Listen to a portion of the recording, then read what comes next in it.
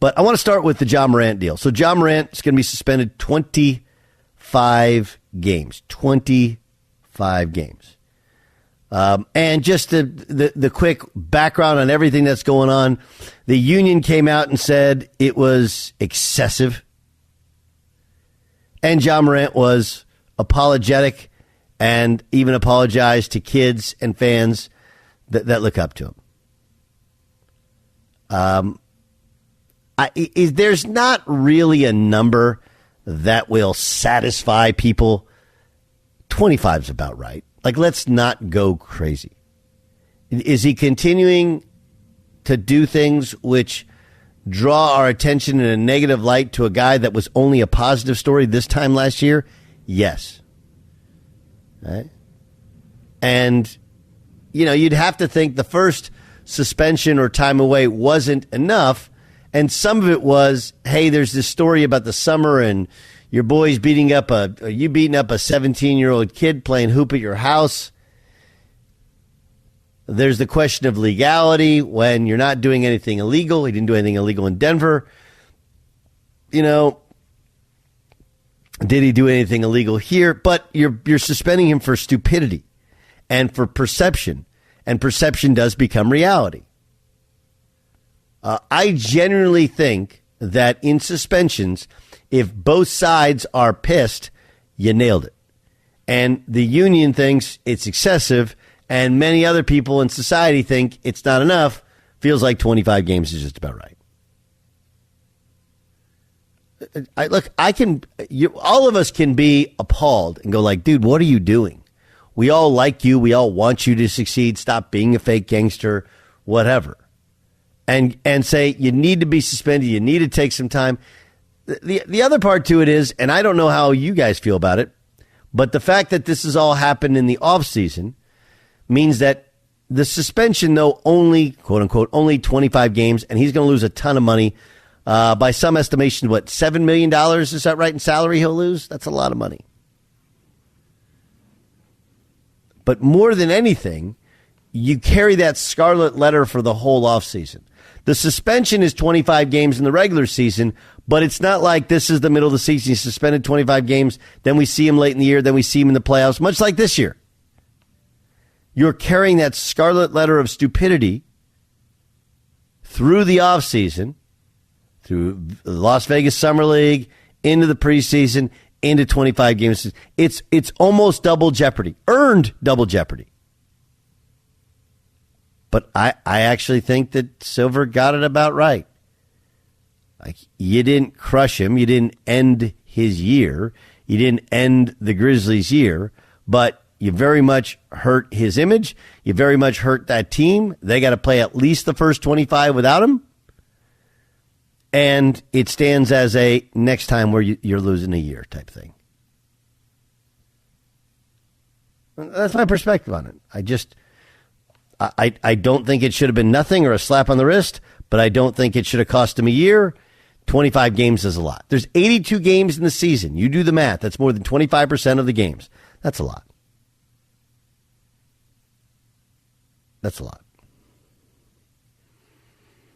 The fresh scent of Irish Spring and those sensational Irish Spring suds are just the reset you need to own the day. Own the weekend. Irish Spring. When the spring hits, you're ready. Pick up Irish Spring at your local retailer. Jay Stu, do you think it's enough? Do you think 25 games is enough?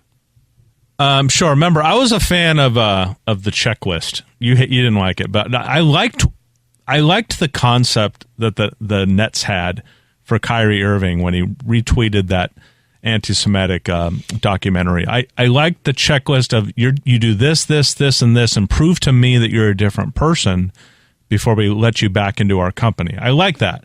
But 25 games seems fine.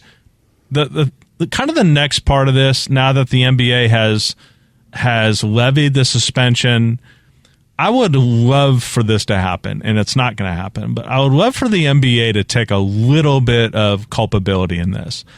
The way they handled the first time around and the way they rushed him through the punishment and did that circus interview with Jalen Rose, that all it did was push the messaging of the league. And it's just like, I want them to be like, you know what? We take a little bit of blame for this because we did not take it serious enough the first time around. I would like that to happen. I know it won't, but for them to levy that punishment and think that they've done their job in this, I think that they're getting let off the hook a little bit.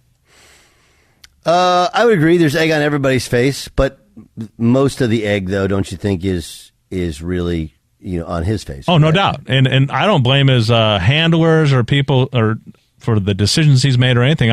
This is definitely a Ja thing. So this is kind of like a separate point. Now that all that's taken care of, I would love for the NBA to take a little bit of responsibility here, but they're not. Yeah, I mean, I'm just going to tell you, I think there's, I think there's a little bit of,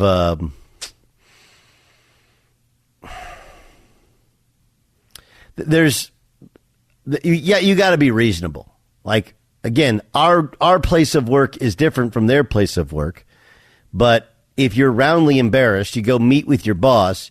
You tell him, hey, I'm going to change, and then you do everything that's asked of you to change. And I don't want to be. I think you're being a little unreasonable towards the NBA, towards what they're actually supposed to do. And yeah, it was definitely a puppet interview, with the softballs that Jalen Rose was throwing up there. But that's kind of how media has worked for the longest time, isn't it? Especially partnership media. Yeah, I mean that is the inherent problem with one of the rights holders of the league also trying to be journalist. But when I say that NBA should be a little bit responsible for this and they should admit it, I think that it would show a lot of people some humility if they did that. Like, okay, so what would that look like to you? Adam Silver comes out and says, we've levied the suspension. Ja has to deal with his issues. We'll help him out as much as possible. And we did not do enough the first time around. The priority at the time was to get one of our biggest superstars on the court for the playoffs. And we took measures that were rushed, that were half-assed, and we tried to rush it through. And we take responsibility for that. I think you're kind of losing your mind here. I just do. I mean, remember, he's protected by a union, okay? And he didn't break any law other than the law of stupidity, right? Like, he just didn't. I mean, there's a case there where he shouldn't have been suspended at all. Again, by letter of the law, not by spirit of the law. And I do think what he did was detrimental to himself and to the league. Like, we actually see eye to eye. I'm just telling you, you wanted things that aren't really possible. And what they did is what any place of business would do. Like, if you come in tomorrow and you tell our boss, like, and you start acting erratically, and, he does some research and he's like, dude, like, what are you doing? He's like, I got hooked on a little bit of smack or something. Because, you had that smack problem that you've gotten over. It's a different sort of smack you were addicted to, but you were addicted to smack for a portion of time. Anyway, like, what can they do? As an employee, like, all right, go to rehab and tell us when you're right. We kind of can't ask questions and we got to take your word for it. And there's a little belief in the goodness of people. And again, like, if you ask people about Ja, they'll all say like, he's the best. He's a great dude. These clowns he's hanging around. So yeah, if Adam Silver came out and said we should have mandated who he was spending time around, but I do think they went through all the basic PR stuff. I'm with you on it not being enough, but I don't really know what there is to apologize for in that he didn't break any law and they probably did the most they could possibly do in that scenario. I think that's realistic.